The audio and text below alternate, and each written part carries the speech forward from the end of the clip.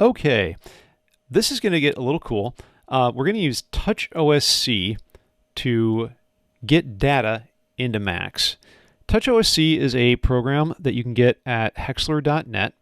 It is just a really, really cool program that allows you to create layouts for your iOS or Android device that then send OSC or Open Sound Control data into Macs. So this is the only thing I said in the syllabus that you had to purchase. It's $5. You can swing that. Take a look at it, and you can see it's got a huge list of software compatibility.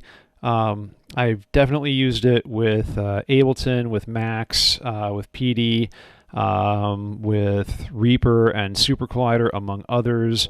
Haven't tried it with Logic Pro, but it's supposed to be really good. And it allows you to load up different documents that you create in the editor for layouts of different devices. So here is the classic Mix 2, and this is what we're going to be playing with today. So get TouchOSC, and then load up under the layout Mix 2. Now with TouchOSC, in order to connect it, you have to be on the same local area network as your computer. And before you do that, though, there's one other step. We're going to be using some externals in Macs, so go to the Package Manager. You're going to want to install the CNMAT or CNMAT externals.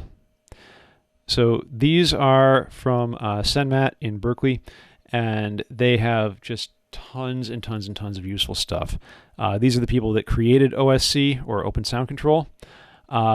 It's a network protocol to send data really, really, really quickly over the network, but it's much more accurate than MIDI.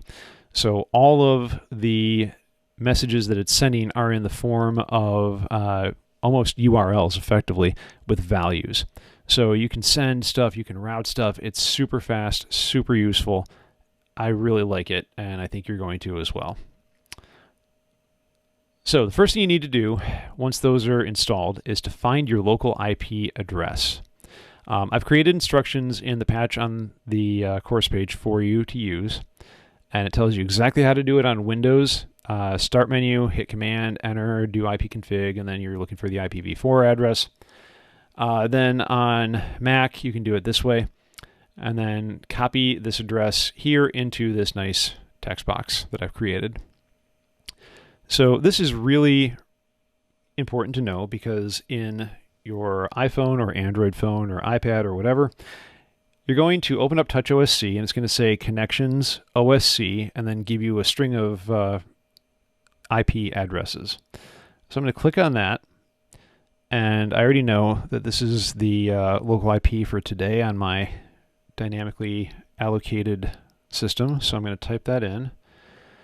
10.0.0.144. Make sure that the outgoing port on TouchOSC is set to 8000, and then turn on Enabled. I'm going to hit back, and I've got Mix 2 set as my layout, and I'm going to hit Done. At this point, UDP receive, which is receiving data from the network, says that it's receiving and it's binding to port 8000. Cool. I can clear that. I'm going to try and hit some stuff in TouchOSC. Yep. And it's popping up here. So this is routing just the general stuff. The format is from TouchOSC, tab, then what you're clicking on the tab, and then the value. So I just clicked on tab 1, toggle 3, and it has a value of 1. I can change that or that. If I can go to a different tab, I get different objects like multifader 2, and it's telling me those are the values. And then tab 3, and I've got 2 XY pads. So XY1 I'll set to 0 to 0, and 2 I'll set to 1 and 1. You'll notice these are all floating point values from 0 to 1. That makes scaling these super, super easy. You just need to know the output range that you're going to use, and it's done. And in fact, I've already set this up pretty cool. So what I've done is I'm using OSC route from SendMat, which is their external, and this allows you to route OSC messages as if you were using the regular Max route. So I've got OSC route, and I only want stuff from tab 1, so it's to tab 1, and then another OSC route. I'm going to use fader 1, fader 2, rotary 1, rotary 2, rotary 3, 4, 5, and 6, and fader 3. The faders, as you can see, are currently coming out from fader 1. It's getting scaled to control the volume. Same with fader 2. Rotary 1 is getting scaled, and then that is getting sent to control the filter graph gain. Oh, sorry, that's rotary 2. Rotary 1 is going and is controlling the cutoff. Rotary 3 is controlling the Q.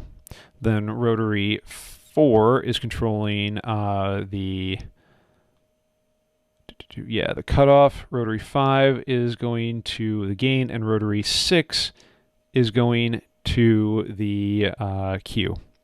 Then last but not least, it's kind of hard to see against the background of the filter graphs, but I've got fader 3 going down to control the panning of these different filters.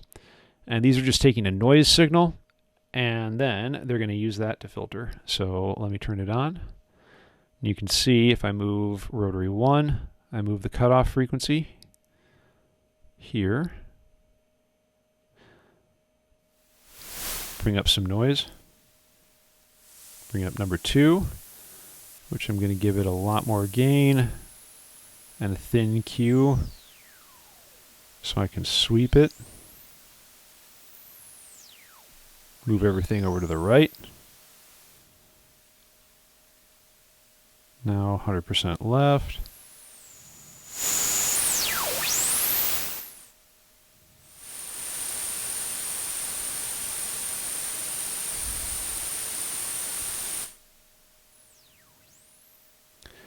So it's just a really basic demonstration of what you can do with OSC.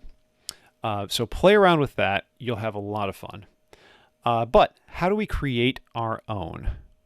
Well, what I'm going to do is I'm just going to create something really simple. I'm going to create a new patch after I close this one. And the first thing I need is to have a UDP receive on port 8000, because that's where TouchOSC is coming in. Hey, binding to port 8000. We're good. Okay, next thing I need is to take a look at the messages that are coming out of that. So I'm just going to create a message and connect to the cold inlet. I'm going to use, I think I'm going to use the 2 XY pads. So that's tab 3 on the Mix2 layout. So this gives me the message /3/XY1, and then it gives me a list of the coordinates. So pretty cool. What I'm going to do now is create the OSC-route, give it the message of /3. Now I'm going to connect that to another message box that we can see that in fact I just have XY1. The value is the same, but it's routed by the /3 for the tab. Same with XY2. So I'm going to create another OSC-route, and this one's going to be /XY1/XY2. So now I've got those values coming out of XY1 and XY2.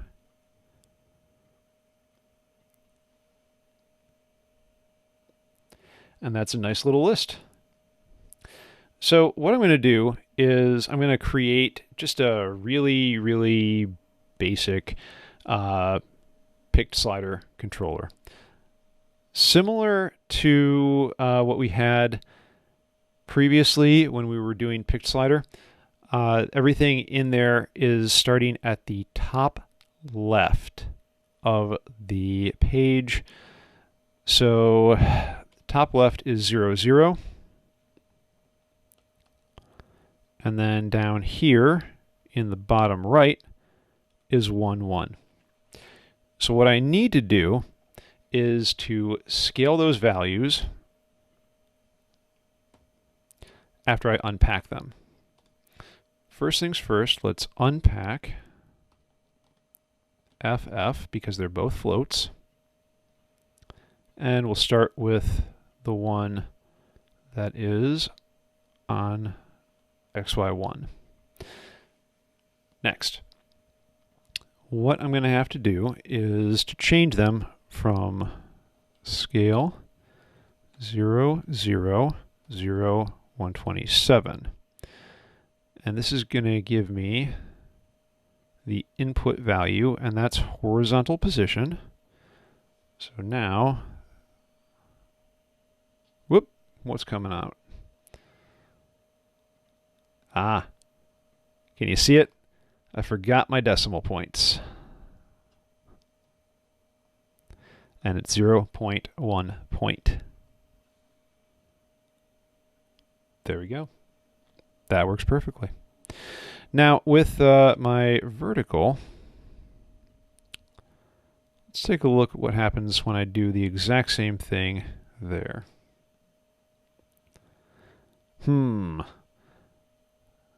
I move up on TouchOSC, but this guy moves down. I move down, and this guy moves up.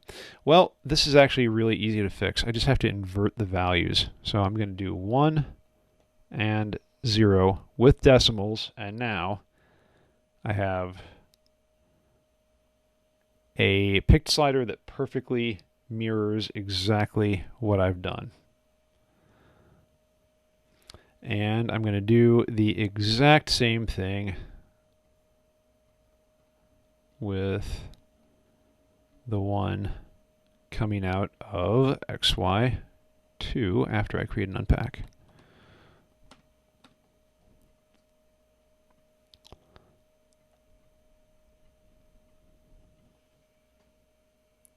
Woo! Cool. Obviously, I can remap this knowing that I can change the axis. I could invert this one so that it's 1 here and 0 here, so the X value is reversed. So now as I go to the right on TouchOSC, this goes to the left. Kind of fun. I can do all sorts of stuff with that. I can map it using scale to take that data and do whatever I want with it. I can use it to create MIDI values that go into an M to F. I could send it out to control panning. I could send it to control quadraphonic or octaphonic panning based on the position of these pads, whatever I want to do. So it's up to you how you use it, but it's so much fun. You're going to have a lot of fun with this one.